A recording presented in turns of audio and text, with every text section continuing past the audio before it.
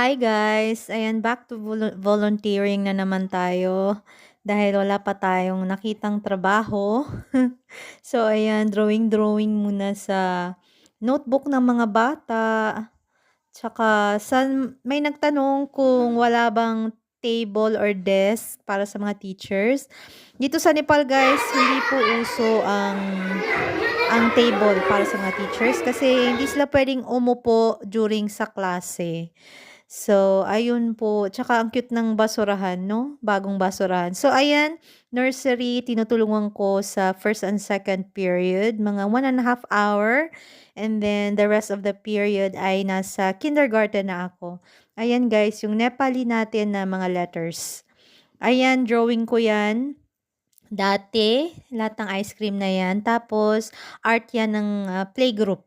Ngayon, yung room na yan ay nilipat na sa nursery, naging nursery na. Yung kabila ay naging playgroup na. Ayan, yung makakulit kong mga cute yung, ano ba, estudyante na nahulog na guys. Ayan. What is that?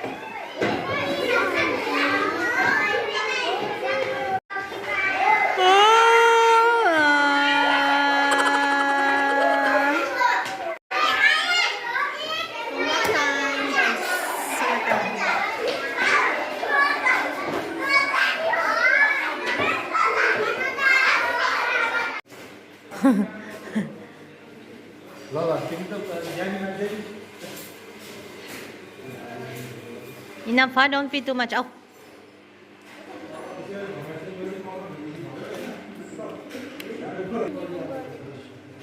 She's already full.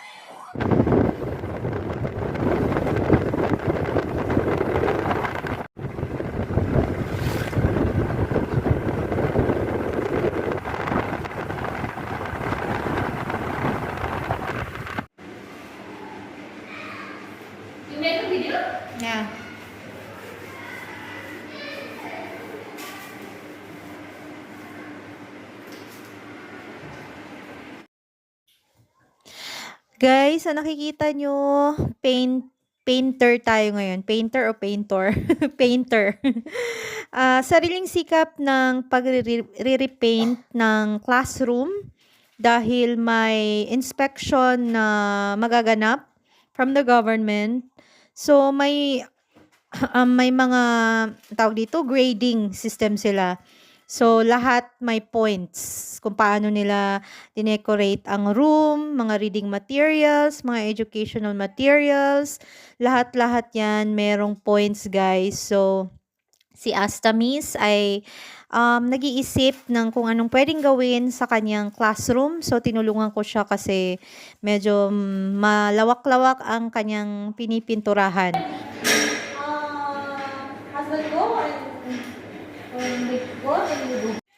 First time kong nag-paint ng ganyan, guys.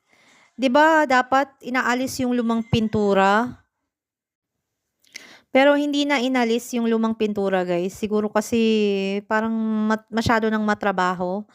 So, pininturahan na lang uli talaga nung white color para lang siyang malinis tingnan.